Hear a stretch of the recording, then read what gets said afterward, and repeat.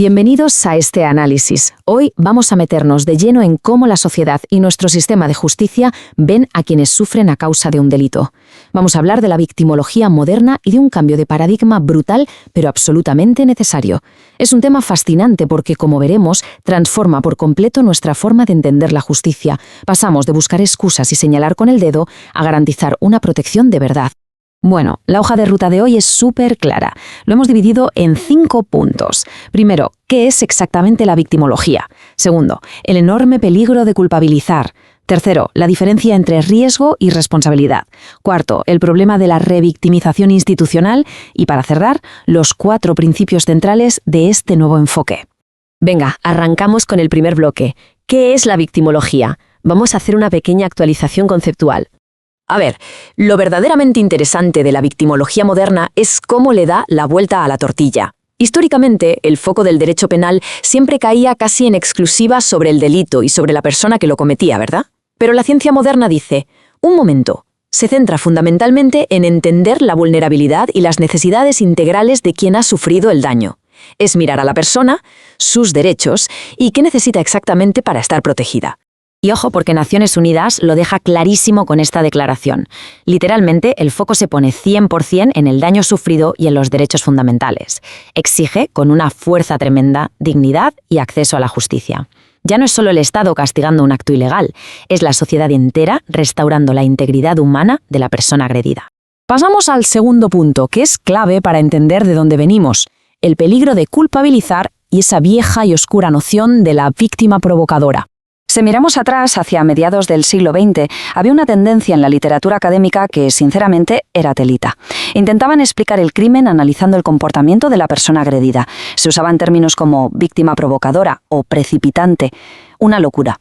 Hoy sabemos de sobra que desviar la atención así, quitándole la responsabilidad al agresor, es inaceptable. Los marcos actuales exigen una prudencia extrema para evitar echar culpas injustas que encima causan más dolor.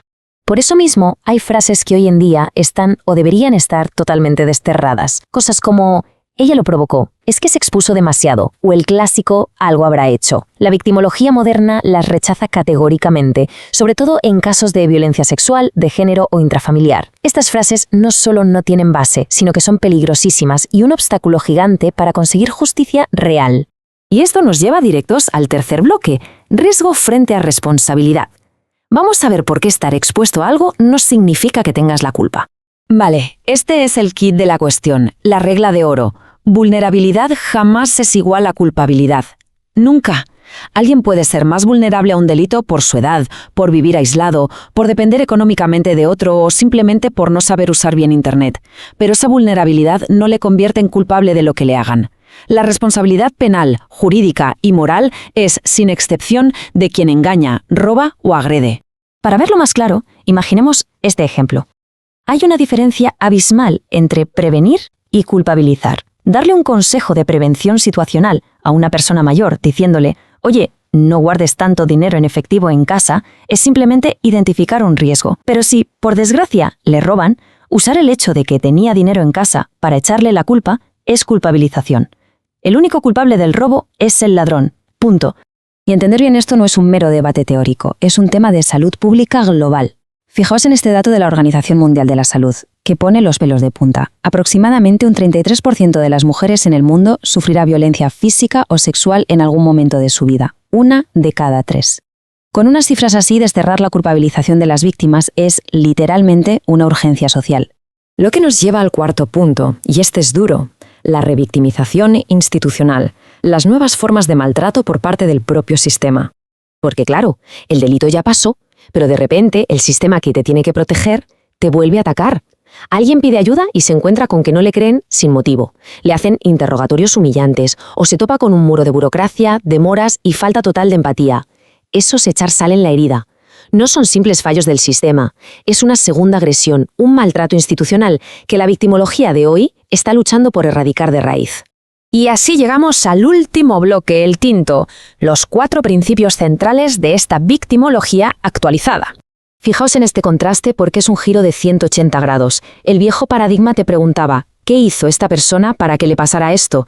Esa pregunta ya no nos sirve. El enfoque maduro y moderno pregunta, ¿Qué condiciones sistémicas permitieron que ocurriera este daño? ¿Qué se necesita para repararlo? Y sobre todo, ¿cómo tiene que responder el Estado para asegurar que no vuelva a pasar? Es un cambio de mentalidad absoluto. Entonces, si lo resumimos, nos quedan estos 4 pilares inquebrantables. 1. Jamás, bajo ningún concepto, se culpa a quien sufre el delito.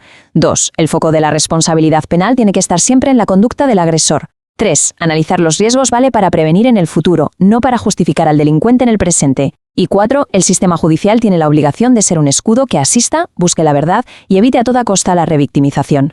Bueno, para ir cerrando este análisis, nos queda flotando una pregunta súper importante. Entender que no hay que culpar a quien sufre una agresión es solo el primer paso, pero ¿cómo logramos que esto sea una realidad en el día a día? ¿Cómo conseguimos que nuestras comunidades y juzgados evolucionen para dar una respuesta mucho más humana?